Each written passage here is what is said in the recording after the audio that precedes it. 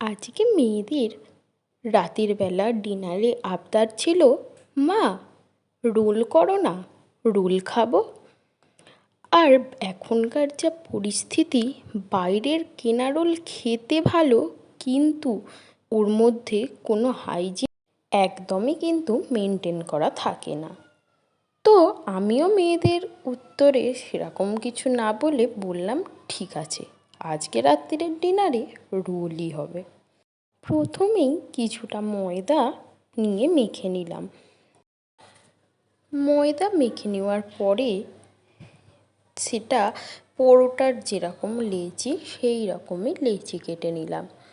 লেচি কেটে তারপরেতে এক এক করে গোল শেপ করে, খুব বেশি মোটাও নয় আবার খুব বেশি পাতলাও নয়, সেই রকমভাবেই ঠিকঠাক মতো বেলে নিলাম।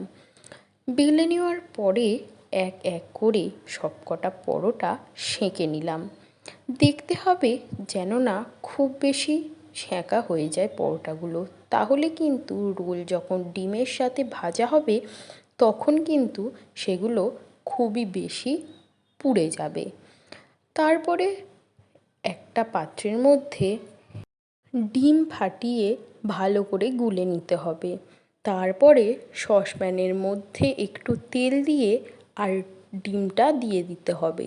ডিমের মধ্যে ডিম গোলার সময় কিন্তু সামান্য একটুখানি নুনও দিতে হবে। তো তারপরে ডিমটা দিয়েই ও সেঁকে রাখা রুটিটা ভালোভাবে ডিমের উপরে দিয়ে যে কোনো কিছু দিয়ে একটু চেপে দিতে হবে, যাতে রুটির সাথে ডিমটা আটকে যায়। তারপরে দুপাশ ভালোভাবে তেল ছড়িয়ে ভেজে নিয়ে একটু কড়কড়ে মতো ভাজা হলেই তুলে নিতে হবে একটা পাত্রের মধ্যে। তো এরমভাবেই সবকটা রুটির সাথে ডিম ভেজে নেওয়ার পরে সরু সরু করে শসা পেঁয়াজ কুচিয়ে নিতে হবে, আর কয়েক টুকরো লেবুও কুচিয়ে নিতে হবে।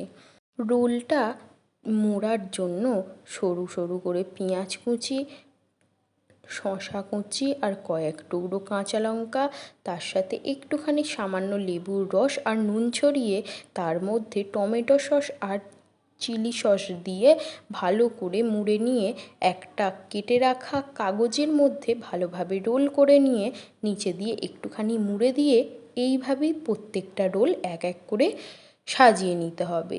তারপর ব্যাস একটা প্লেটের মধ্যে সার্ভ করলাম মেয়েদের।